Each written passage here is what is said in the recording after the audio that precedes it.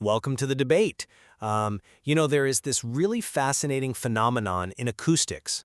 Oh, you mean the metronome experiment? Yeah, exactly, the metronome thing. So if you place a ticking metronome in a completely quiet room with a musician, something involuntary actually happens to them. Even if they are just reading a book or, I don't know, staring out the window, their foot will eventually start tapping. Right. And even their breathing might subtly shift. It is a physiological response called entrainment. We literally align our internal biological state with that mechanical click. Click, click, click. Exactly. There is literally no negotiating with it, right? The environment just dictates the pace. It totally does. And today, that metronome isn't just, sitting on a piano somewhere. It is in our pockets, on our wrists, and it's built into the very cognitive framework of how we evaluate our days. It really is. And that's our focus today. We are talking about the modern, growing obsession with time performance. It's often referred to as TIPA in the material we are analyzing today, along with cost performance. Right. It's this relentless societal drive to maximize efficiency in absolutely every waking moment. I mean, let's just break the fourth wall for a second here. Oh, go for it. If you are listening to this right now on like 1.5x or 2x speed while commuting, you are experiencing exactly what we are talking about. You are squeezing maximum information into minimal time. Yeah, guilty as charged sometimes, honestly. But we are looking at a paradigm where life is increasingly measured by the sheer volume of tasks completed rather than by the depth of experiences actually felt. Exactly. We are literally carving our days into microseconds to wring out every last drop of productivity. Which brings us to the profound central question we are exploring today, drawn straight from our source material. Is this modern pursuit of time efficiency a highly useful tool that we simply need to learn how to compartmentalize? Right. Or, conversely, is it an inherently corrosive mindset? One that fundamentally alienates us from emotional fulfillment and, true human connection. So I'll be taking the stance that efficiency is, at its core, a vital mechanism. I mean, it is a necessary, highly practical tool for clearing psychological burdens and improving life's convenience, provided we actively manage our boundaries. And I will be arguing that the efficiency mindset is an absolute psychological trap. It is an all-consuming framework that fundamentally distorts human nature, turning even our most sacred moments of rest and our relationships into toxic, measurable tasks. Okay, so let me start by outlining how I see this based on the text. There is an objective, undeniable value to efficiency that we just cannot simply dismiss. Okay, but how are you defining value here? Well, think about a 1-second innovation. Think of how quickly a modern search engine pulls up a life-saving medical protocol, or, I don't know, how contactless payment saves you 10 minutes at a grocery store. These things can indeed achieve highly significant outcomes. I mean, sure, they vastly improve the convenience of our lives. I won't argue that. Right. Modern life requires a baseline of productivity. Furthermore, the material points out a crucial psychological mechanism at play here. Quickly clearing incomplete tasks is actually a natural, necessary way to escape psychological pressure. But does it actually relieve pressure or just create a different kind? I argue it does relieve it. It generates what the text calls blank space, or a sense of security. The problem isn't efficiency itself, it is our failure to intentionally switch gears. The tool isn't broken, Our application of it is flawed. See, I disagree with that premise. How so? Because by consciously distancing ourselves from clocks, which is what you're suggesting, you're assuming we have total control. I come at it from a completely different way. The efficiency circuit, once it is established in the brain, cannot simply be switched on and off like a desk lamp. You think it's permanent once it starts? It literally rewires our fundamental relationship with time and reality. The text shows how this mindset creates a state of chronic dissociation. Have you ever been physically here in a room, maybe sitting on the couch, but your mind is obsessively living in your future schedule? Oh yeah, constantly calculating the next sequence of events. Exactly. Forcing the human mind, which inherently requires slow, stagnant moments to process complex emotions, to synchronize with the mechanical, relentless rhythm of a second hand, causes deep, chronic friction. You're saying it's incompatible with our biology. It causes a literal suffocation of the spirit. Efficiency in this context isn't just some tool we hold in our hands. It is a rhythm that holds us hostage. I see why you think that, and the suffocation aspect is very real. But let me give you a different perspective on this idea of the efficiency circuit. Let's look at the concept of blank space again. Okay, let's look at it. I like to think of efficiency as sweeping a deeply cluttered room. Imagine your brain is an apartment, right? And it is filled to the ceiling with the debris of pending tasks. Like unread emails, Slack notifications, that kind of stuff. Exactly. A doctor's appointment you need to schedule, taxes you haven't filed, you literally cannot breathe in that room. Efficiency is the broom. Once that debris is rapidly and skillfully removed, you finally have the physical and psychological space to focus on self-care. But the issue is what happens after the sweeping. Well, you sit down and actually reflect. The rapid clearing of tasks is what allows the blank space to exist in the first place. You can't reflect in a hoarder's house. I'm sorry, but I just don't buy that. Let me tell you why. Your analogy assumes that once the room is cleared, you can just sit peacefully on the freshly swept floor and enjoy it. Because you can. People do it all the time. But think about what actually happens when that cost-performance mindset takes root, according to the text.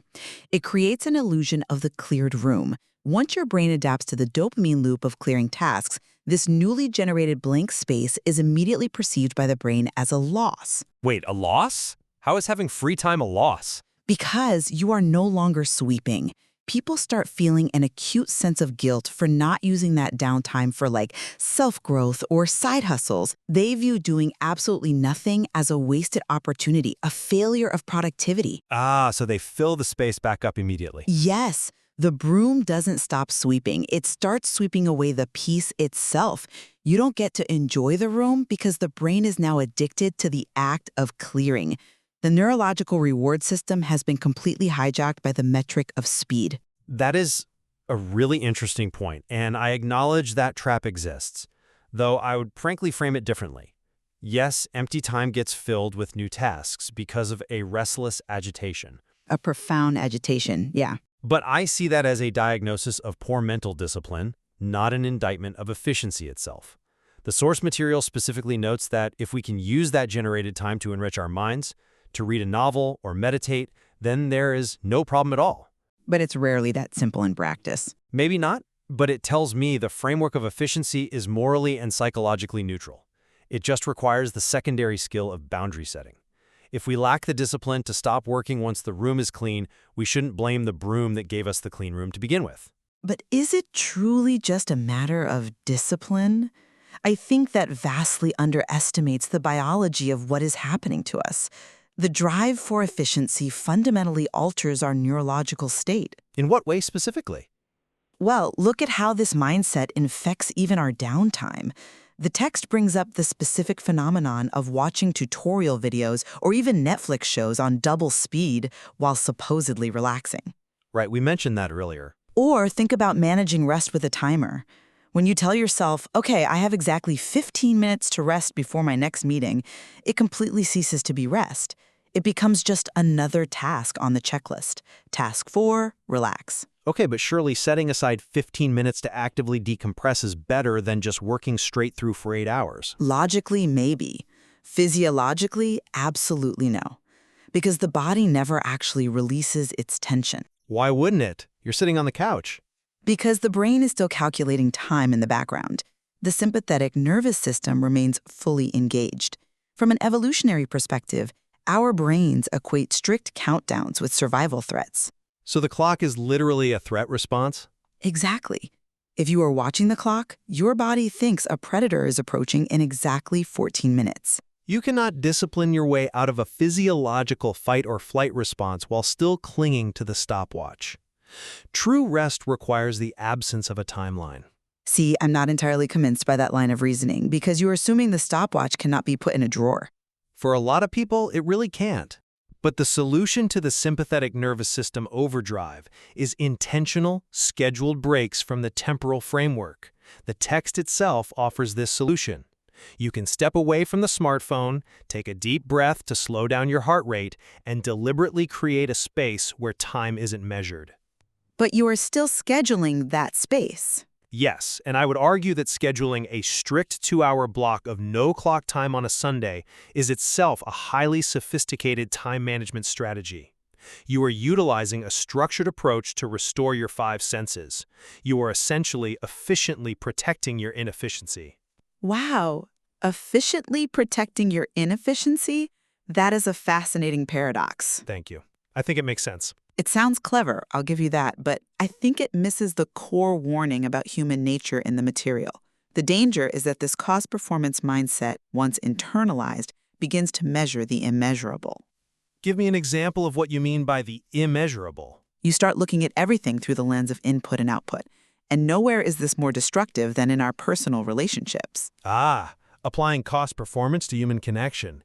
Yeah, the text gets deeply into this. Exactly. Efficiency demands immediate returns. It operates entirely on transactional logic. If I put in X amount of time, I should get Y amount of benefit. But human connection fundamentally clashes with this, because relationships contain an inherent necessary asymmetry. What do you mean by asymmetry in this specific context? I mean that real relationships are not balanced spreadsheets. Sometimes one person takes way more than they give for a long time. When we evaluate interactions by their immediate benefit or efficiency, we begin to view listening to someone's struggles or engaging in aimless, rambling chatter as a literal waste of time. Right, because there's no actionable takeaway from the conversation. Precisely. But true trust and profound safety can only grow in the soil of highly inefficient, seemingly pointless shared time.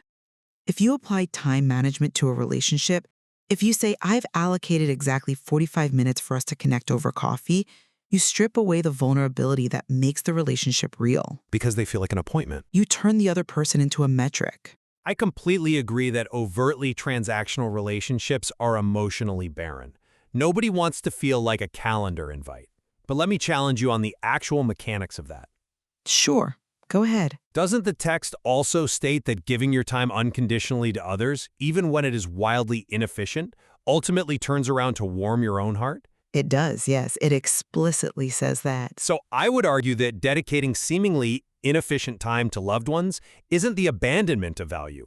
It is just a deeper, more mature understanding of what actually yields a meaningful life over a long horizon. You're trying to make love fit into a performance metric. Not a metric, an investment. It is a long-term return on investment, an ROI, in our relationships. A truly efficient life optimizes for long-term happiness, not just short-term task completion. I see where you're going with this. Right? So spending 3 hours listening to a friend's problem isn't a failure of efficiency. It's an investment in the most vital asset we have, human connection. That is a compelling argument, honestly. But have you considered that framing it as a long-term return on investment is exactly the toxic vocabulary we need to abandon? Toxic? How is that toxic? It's just a practical framework for understanding value. Because by calling love an investment with a return, you are still fundamentally trapped in the paradigm of cost performance. You are still keeping score, just on a longer timeline. I'm not keeping a literal score. But you are saying we shouldn't seek immediate rewards, sure. But you're still demanding a reward eventually. Non-linear, meandering conversations are where trust is born, specifically because they have absolutely no defined objective. But there is a benefit to both people. But if you enter a conversation thinking, this is highly inefficient now, but it is an investment that will warm my heart later, you are still calculating. You are still the physical body sitting there while the mind projects into the future. True presence requires the complete surrender of a desired outcome. Okay, I will concede that the vocabulary of economics feels really cold when applied to human warmth. But we have to operate in reality. We don't live in a monastery. No, we don't. But we live in a fast-paced modern economy. If I do not efficiently manage my baseline responsibilities, if I don't optimize my workflow, pay my bills on time, run my errands efficiently, I literally will not have the mental bandwidth or the time to sit unconditionally with that friend. So efficiency buys you the time to be human. Yes.